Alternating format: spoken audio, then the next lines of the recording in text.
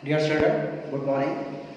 I hope that you have completed the very short question answers of lesson first. बहुत आसानी से कर लिए होंगे, उनमें ऐसा कुछ था नहीं. Today we will discuss the long question answers. Long question answers को मैं डिस्कस कर लेते हैं हम लोग और आप लोग फिर उसको कर लीजिएगा. बहुत इजी क्वेश्चंस हैं. जैसे पहला क्वेश्चन है, what are the main features of the mechanical teachers and the school room that Margie and Tommy have in the story? कि स्टोरी में जो मार्गी एंड टॉमी किस प्रकार के टीचर्स और किस प्रकार का स्कूल था, उसके क्या स्पेशल फीचर्स थे वो बताना है. तो अगर टीचर्स की बात करेंगे तो what kind of teachers both of they Margie and Tommy had robotic teacher. पहले आप पूरा टीचर को डिस्क्राइब कर दो. That they had robotic teacher. It was automatically on the fix time, automatically on हो जाता था. And it was a regular teacher. It was फिर कैसे इसका big ugly it has a screen also. And there was a slot in which all the homeworks and test papers has to be kept. वो सारे वहाँ पे रखते थे. That robotic teacher taught them history, geography, arithmetic. The mechanical teacher had to be adjusted according to the mind of the students. तो ये सारी चीज़ें जो आपने पढ़ी हैं वो आप क्या करिएगा, वो इसमें डाल दीजिएगा. अब अगर स्कूल रूम की बात करें और दूसरा टीचर्स में ही डालिएगा, that they used to live in the house, वो पूरा वही लिख दीजिएगा. इसके बाद अगर स्कूल की बात करें तो उसमें क्या लिखेंगे, दैट देयर स्कूल रूम. और यहाँ पे एक क्वेश्चन क्या, what are the main features of the mechanical teachers and school room that Margie and Tommy have in the story. इसके बाद किसकी बात करेंगे, स्कूल रूम की बात करेंगे. तो स्कूल रूम उनका क्या था, next room. The school room next room to their bedroom is the school room. तो वो जो पूरा है वो पूरा आप लिख सकते हैं. और अगर आपको और बड़ा करना है तो आप इसको एलसीएम स्कूल से थोड़ा बहुत कंपेयर भी कर देखिए, उस समय ऐसा था और इस समय ऐसा, तो बहुत ईजिली आपको लिख देंगे.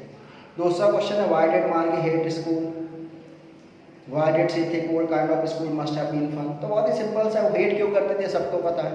She did not like the school. उसका रीजन क्या था, पहला तो वही रीजन दे दीजिएगा, that her mechanical teacher was taking test after test in geography and she was doing worse in worse. तो ये सारी चीज़ें आप उसमें लिख सकते हो. फिर why did she think that old kind of school must have fun. उसे ऐसा क्यों लगता था कि पुराने स्कूल में बहुत ही फन मस्ती रहती. सिंपली क्या था, at that time there was a separate building known as school. All the kids of neighbourhood went there together, laughed together, play together, study same thing if they were in the same age, help each other in homework. तो ये सारी चीज़ें आप इसमें compile करके लिख लीजिएगा, ये क्वेश्चन हो जाएगा. फिर do you agree with Margie that schools today are more fun than the school in the story, give reasons for your answer. तो ऑब्वियस सी बात है, आप अभी जैसे पढ़ रहे होंगे घर पे अकेले, है ना, पढ़ाया वही जा रहा है तो यहाँ पढ़ाया जाना है, लेकिन क्या पढ़ने में उतना मज़ा आ रहा है, नहीं आ रहा है. तो इस समय आप भी वही पढ़ रहे हैं जैसे ये दोनों पढ़ते थे. तो एक काम करिएगा, ये ओपन एंडेड क्वेश्चन है, इसमें बिल्कुल सी है, yes I agree with Margie and Tommy that the students या the schools at that time they have much more fun. पूरा आप इसमें लिख सकते हैं. तो ये कर लेंगे कंप्लीट. अब आज हम लोग इसके बाद पोएम है, उस पोएम को करेंगे the road not taken by Robert Frost. अब अगर हम रॉबर्ट फ्रॉस्ट की बात करें तो he is an American poet, एक अमेरिकन पोएट है. And in most of the poem he has written very simple poem. बहुत ही सिंपल सी पोएम लिखते हैं, but that is highly symbolic. बहुत ही सिंपल पोएम होती है. जैसे क्या है, नाम क्या है पोएम का, द रोड नॉट टेकन, वो रोड जो मैंने नहीं ली. तो अब रोड देने के ऊपर पोएम थोड़ा नहीं लिखेगी. वैसे अगर पोएम का आप वर्डली मीनिंग देखेंगे तो उसमें लिखा है that once I was going on the road, कि एक बार मैं एक रूट पर जा रहा था, अचानक say that road was unknown, मैं जानता नहीं था वो रास्ता कहाँ जा रहा है. Suddenly it has been divided to two, अचानक से वो दो पार्ट में डिवाइड हो गया, एक इधर एक इधर. अब मुझे समझ में आता है कौन सा है, ये रास्ता सही है या ये रास्ता सही है. तो सिंपल से अब इस पर तो कोई पोएम नहीं लिखेगा, तो इसका मतलब हाईली सिंबॉलिक. तो पहले this poem is dealing with the problem of choice. ये किस पे डील कर रही है, प्रॉब्लम ऑफ चॉइस. क्यों लाइफ में क्या होता है, a number of time we face the problem of choice. हमें बहुत बार प्रॉब्लम फेस कर चॉइस की, कि क्या ये चूज करूं या ये चूज करूं. हो सकता है अभी तक आपने ना किया हो, but as soon as you will pass class 10th के बाद आपको प्रॉब्लम हो जाएगा. तो ये अभी तक आप एक सीधे रोड पर जा रहे हैं. जैसे आपकी यात्रा यहाँ से शुरू हुई, ये रोड है, आपने यहाँ से चलना शुरू करा, ये वाली शुरुआत हुई आपकी क्लास फर्स्ट से, बिल्कुल सीधा था class first, second, third, fourth, fifth, six, seven, eight, nine, 10। यहाँ तक आपको कुछ सोचना पड़ा, बिल्कुल सीधा था, कोई प्रॉब्लम नहीं थी क्योंकि कोई चॉइस ही नहीं थी। अब 10th के बाद problem of choice will start. यहाँ से आपने दो लो, मान लो एक तरफ क्या हुआ साइंस और दूसरी तरफ कॉमर्स, यही तो है साइंस कॉमर्स। अब साइंस में भी ये रोड आगे जाके क्या हुआ, फिर दो कट गया, मैथ्स बायो। ये कॉमर्स में भी जाके कोई कॉमर्स जा रहा, कोई आर्ट स्ट्रीम जा रहा, तो जैसे आगे बढ़े तो यहाँ पे क्या है प्रॉब्लम ऑफ चॉइस आई। अब आप यहाँ पर पहुंचे, अगले साल आप क्या होगा, अभी तक आप सीधे चले आ रहे थे, किसी को कुछ सोचना पड़ा, कुछ नहीं सोचना था। आप अगले साल 7th में जाएंगे, अगले साल 8th में जाएंगे, फिर 9th में, अब आप 9th में आ गए, फिर को सोचना था अगले साल 10th में, 10th के बाद फिर प्रॉब्लम ऑफ चॉइस से हो जाएगी। फिर आपके सामने आपको समझ क्या करना, साइंस लूँ या कॉमर्स लूँ, क्योंकि उस समय आप यहाँ खड़े होंगे, आप एक ऐसे रास्ते पर खड़े होंगे कि जहां पर दोनों रास्ते आपके लिए क्या अननोन है, आपको नहीं पता कि आपके लिए साइंस सही है या आपके लिए कॉमर्स सही है, क्योंकि आप यहां से खड़े होकर आप ये नहीं बता सकते हैं कि कौन सा रास्ता आपको सक्सेस की तरफ ले जाएगा। क्या आप कोई 10th के बाद बता सकता है कि मैं साइंस ले लूँ तो मैं जरूर सफल हो जाऊंगा, या कोई ये बता सकता है कि मैं कॉमर्स ले लूँ तो वो मैं निश्चित ही सफल हो जाऊंगा, यहाँ नहीं हो सकता। तो यहाँ पर आप क्या फेस करते, प्रॉब्लम ऑफ चॉइस। आप चॉइस की प्रॉब्लम फेस करते हो और आपको ऐसा तो है नहीं, आप दोनों में से एक रोड को चूज करनी पड़ेगा, दोनों में तो चल नहीं सकते और छोड़ नहीं सकते। अब आगे बढ़ना तो एक रास्ता तो आपको चूज करना ही पड़ेगा। सपोज करिए आपने ये रास्ता चूज कर लिया, अगर ये रास्ता चूज करेंगे तो ये छोड़ना पड़ेगा और ये चूज करेंगे तो ये छोड़ना पड़ेगा।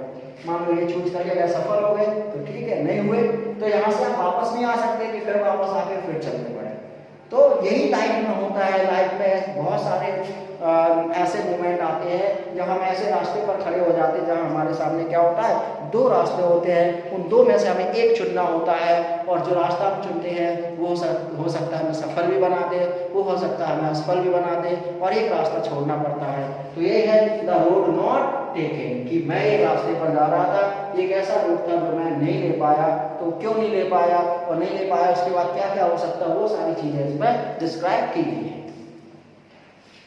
तो वही है पोएट, देखिए पोएट कहता है two roads diverge in a yellow boat and sorry I could not travel both and be one traveller. One day I was moving on the road, वो कहता है एक दिन क्या मैं एक रास्ते पर जा रहा था, that was a single way, एक सिंगल रास्ता था, जैसे आप एक रास्ते पर चले आ रहे थे। वो कहता है एक दिन मैं क्या था, एक रास्ते से चला जा रहा था, and suddenly that path had been diverge into two, और अचानक से जंगल आया, अचानक से एक ऐसी जगह आई जहां से वो रास्ता क्या था, दो पार्ट में बट गया। And sorry I couldn't travel both, और माफ करिएगा मैं इन दोनों रास्तों पर नहीं चल सकता हूँ एक साथ। क्यों नहीं चल सकता हूँ, because I am the one traveller, क्योंकि मैं अकेला हूँ। भाई जैसे दो लोग हो तो भाई चलो एक इस पर चले जाओ एक इस पर चले जाओ, लेकिन नहीं, आपको तो अकेले ही ट्रैवल करना है। वो कहता है एक दिन मैं रास्ते से चला आ रहा था और जिस रास्ते में जा रहा था अचानक से वो रास्ता दो पार्ट में डिवाइड हो गया, और माफ करिएगा मुझे, मैं इन दोनों रास्तों पर एक साथ नहीं चल सकता हूँ। और क्यों एक साथ नहीं चल सकता हूँ, क्योंकि मैं अकेला ट्रैवलर हूँ, मुझे इन दोनों में से एक चूज करना पड़ेगा और एक मुझे छोड़ना पड़ेगा। Long I stood and looked down one as far as I could to where it went in the under.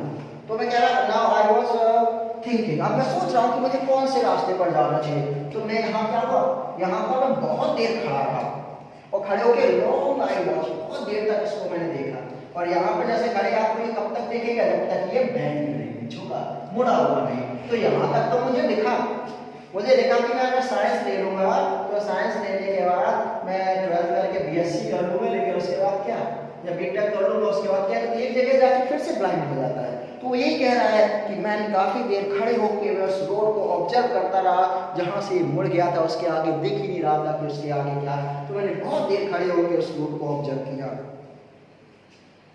Then took the another, पहले मैंने इस रोड को ऑब्जर्व किया, देन टुक द अदर, फिर मैंने दूसरे को ऑब्जर्व किया। कि ये देखो इसमें क्या है भाई। जब आप यहाँ पहुंचे तो दोनों के बारे में सोचेंगे ना कि साइंस लेंगे तो ये होगा, कॉमर्स लेंगे तो ये क्या था कि मैं यहाँ खड़ा था, मैंने पहले इस रोड को बहुत अच्छे से ऑब्जर्व किया, उसके बाद मैं इसको छोड़ा, अब मैं इसको ऑब्जर्व करने लगा, मैंने देखा इसको देखो इसमें क्या है। जस्ट एज फेयर, देखने में ये भी उतना ही अच्छा लग रहा था जितना अच्छा पहला लग रहा था। And having perhaps the better clean, और शायद it has better clean, better opportunity, शायद इस पर मौके ज्यादा थे। क्यों मौके ज्यादा थे? Because it was grassy and wanted, क्योंकि इसमें घास बहुत थी और इसमें घास बिल्कुल नहीं थी। मतलब किस रास्ते पर घास ज्यादा होती है? जिस रास्ते से लोग बराबर निकलते हैं या जिस रास्ते से लोग कम जाते हैं।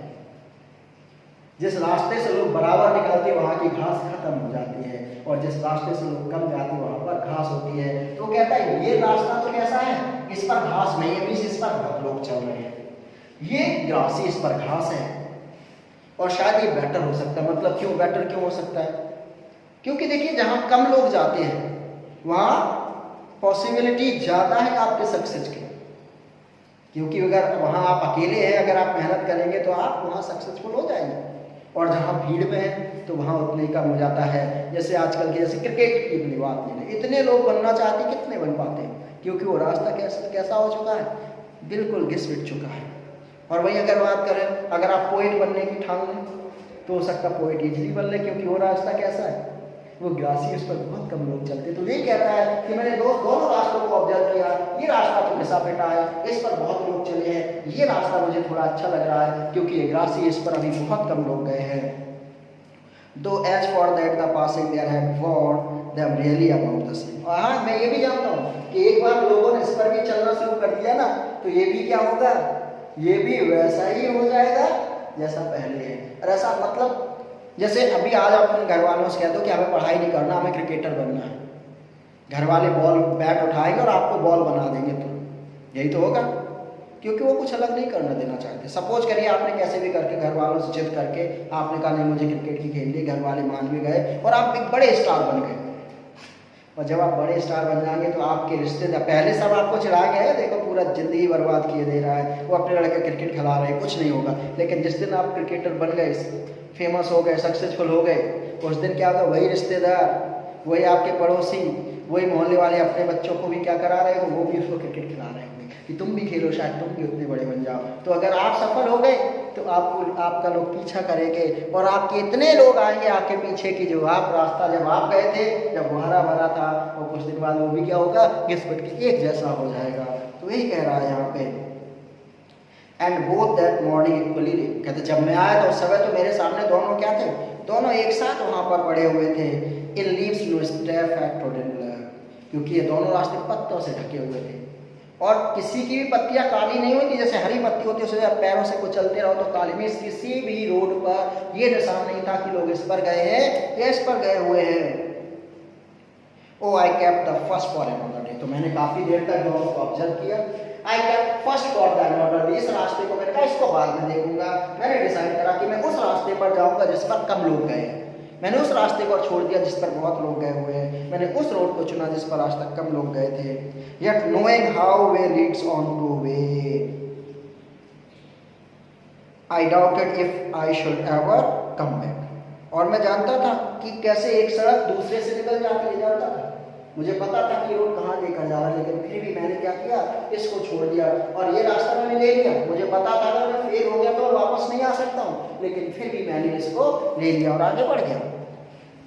I shall be telling this with a sigh somewhere ages and ages. So आज से बहुत साल बाद, अभी तो मैंने ले लिया तो मैं आगे आ गया, और जब मैं आगे एंड पर पहुंच जाऊंगा, कई साल बाद जब मैं वहां पर पहुंचूंगा, तब मैं लोगों को दुख के साथ बता रहा होऊंगा। मान लो मैं इस रोड को लिया और मैं पहुंच गया लास्ट में, लेकिन सफल नहीं हुआ, तो मैं दुख के साथ लोगों को बताऊंगा। और क्या बताऊंगा, to roads diverge in a road, कि जिस जंगल से होके मैं जा रहा था, उस जंगल का रास्ता अचानक से दो रास्तों में डिवाइड हो गया था। And I took the one less travelled bye, और मैंने वो रास्ता चुना जिस पर कम लोग गए थे। And that has made all the difference. जैसे नहीं, आज से कुछ साल बाद मेरे कुछ दोस्त होंगे जिन्होंने ये रास्ता चुना, सपोज करो वो सक्सेसफुल हो गए, मैं इस रास्ते पर था, मैं फेल हो गया, तो जब लोग मुझसे पूछेंगे कि तुम दोनों साथ में तो थे, एक फेल हो गया और आप फेल कैसे हो गए, तो मुझे बताना पड़ेगा साथ में तो थे, लेकिन मैंने वो रास्ता चुना था जिस पर कम लोग गए थे, और इन लोगों ने वो रास्ता चुना जिस पर बहुत लोग गए थे, लेकिन इस रास्ते पर मैं फेल हो गया। और जो रास्ता हमने चुना उस रास्ते की वजह से ये डिफरेंस आ गया है कि वो सक्सेसफुल है और मैं फेल हुआ हूँ, क्योंकि उस समय मेरे सामने क्या की प्रॉब्लम ऑफ चॉइस थी। मुझे एक चूज करना था, मैंने वो चूज किया जिसने मुझे फेल कर दिया, और उन्होंने वो चूज किया जिससे वो सक्सेसफुल हो गए। तो यही लाइफ में होता है। लाइफ में आपके ऐसे बहुत सारे अपॉर्चुनिटीज आएंगे, ऐसे बहुत सारे मौके आएंगे जब आपके सामने भी प्रॉब्लम ऑफ चॉइस होगी, और उसमें से आपको एक चूज करना ही पड़ेगा।